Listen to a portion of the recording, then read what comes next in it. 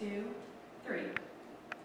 Hello, my name is Krizan, and this is my Interpersonal Communications project for my Liberty University HSCO 508 class. As I think about what I've learned this semester, I think of Stewart's quote, where he says, there is a direct link between the quality of your communication and the quality of your life. All relations and all relationships would improve if we just took the time to improve our communication skills. Interpersonal communication is, according to Stewart, the kind of communication that happens when the people involved talk and listen in ways that maximize the presence of the personal. For my goal for this class, my overarching goal, is to improve my empathetic listening skills with my family, especially my mom, my friends, and my students. Well, what is empathetic listening? Empathetic listening, according to Stewart, is being receptive or sensitive to the full range of characteristics shared by the other person, but responds only with his or her own impersonal characteristics. I also found, according to Hadjovic, that empathetic listening also includes paying attention to the speaker's total communications, paying attention to their gestures, their feelings, their underlying thoughts, and their motivations. At the beginning of this semester, we had to take a personality test at queendom.com, and I was very interested to learn that it says that I already realized that empathy is an essential part of good interpersonal skills. But here's the thing, knowing that empathy is important is one thing. I want to take that to the next level. I want to use empathetic listening all the time in every communication that I have. Well, what does it mean to enlarge the conversation? Enlarging the conversation happens when one realizes that communication is more than just two people talking. I think about communication as breathing. You know, we wouldn't survive if we just inhaled, and we wouldn't survive if we just exhaled. We have to do both. We have to inhale and exhale.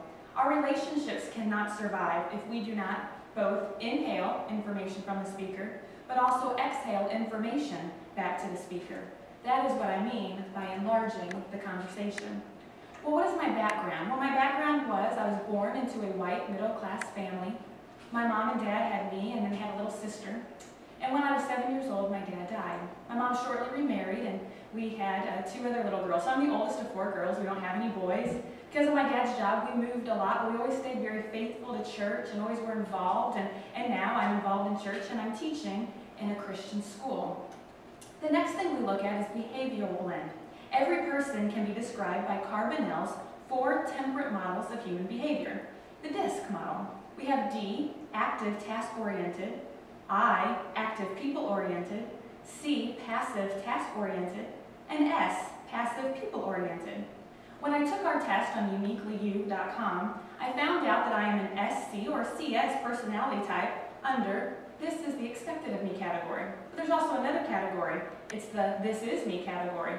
And it was amazing to me to find out that I am that same personality type, SC/GS, whether it is this is expected of me category or under the this is me category. But what are some positives to my behavioral blend? Carbonell says that I can be cautious, a protector of truth, a quiet servant, steady, stable, knowledgeable, and consistent. But there are also negatives to my personality and my behavioral blend. I can be too passive. I get bogged down in the details. Sometimes I let people take advantage of me. I cannot make a quick decision. I never like taking a risk or a chance. And because I'm so passive, many times I don't seem very friendly in a group of people in a crowd. I'd rather shy away. Well, how has my background and my behavioral blend influenced my communication skills? Well, because I once blamed myself for my dad's death, I felt like anything I said or did wasn't very important, and this would lead me not to share my feelings. This would lead me to keep everything inside, and unfortunately, sometimes this has led me to have a rocky relationship with people, especially my mom, and I don't always listen empathetically to her. The major negative of my behavioral blend is that I am too passive. Many times I sit back and listen instead of sharing my own thoughts on something.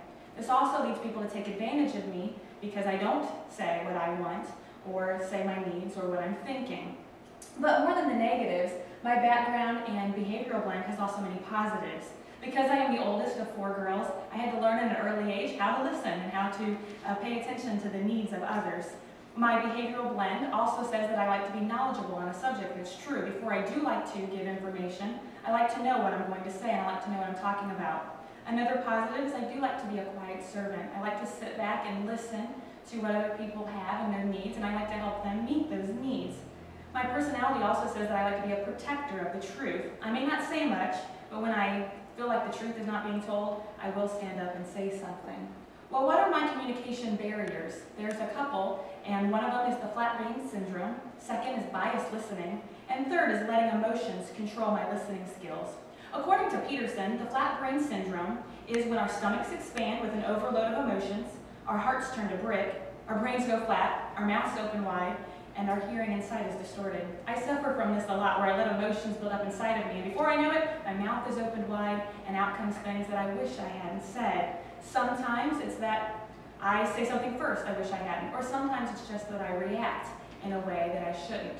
Well, thankfully, Peterson not only gives us the characteristics of the flat brain syndrome, but he also tells us how to fix it. And we can do this by, number one, reducing our emotional disturbances, clarifying our thinking, number two, three, increasing our self-confidence, and four, building supportive friendships. I must also stop myself from entering that flat brain tango with somebody. I need to learn how to handle the thud that they throw at me. When they come at me, I need to be able to control my emotions and realize I don't always have to win an argument. I need to just sit back, let them say what they have to say, and move on. The second barrier to my communication is biased listening. And this is when we let an opinion about the level of what someone is going to say be based on a past experience with that person. For example, many times I already know what my mom is going to say before she actually says it, and that's not fair to her, and I stop listening to what she has to say. I can stop biased listening by first being aware that I do it, and number two, reminding myself that I can't let a past experience dictate how I listen today. I wouldn't want someone holding against me what I have said in the past, and I can't do that either. Number three, I also can't let my emotions control my listening. Burley Allen says, when another person pushes our hot button with a word, phrase, or topic, our mind goes through certain filters, past experiences, beliefs, or biases connected to what that other person is saying. As a defensive measure, we often tune out the talker. It is important that I control my emotions. Now, I can't do this on my own. I need to ask God to help me. I must know what my hot button issues are, and I must not let my emotions take over. This will help me listen to what the speaker is really going to say. We also learned this 8 weeks about noise pollution. There's different types of noise pollution. There's internal, for example, fatigue, stereotyping, focusing on yourself instead of the speaker. There's also external noise pollution, the volume of the speaker, his mannerisms, appearance, loud noises, room temperatures, work pressures, weather, and even phone calls. The solutions to noise pollution is not letting my inner thoughts dictate or distract me from the speaker. I also can keep myself from being distracted by external noise pollutions. I can change things. For example, I can put away my phone and really listen to what the person is saying. If it's too hot in a room or too cold in a room, I can change the temperature of a room.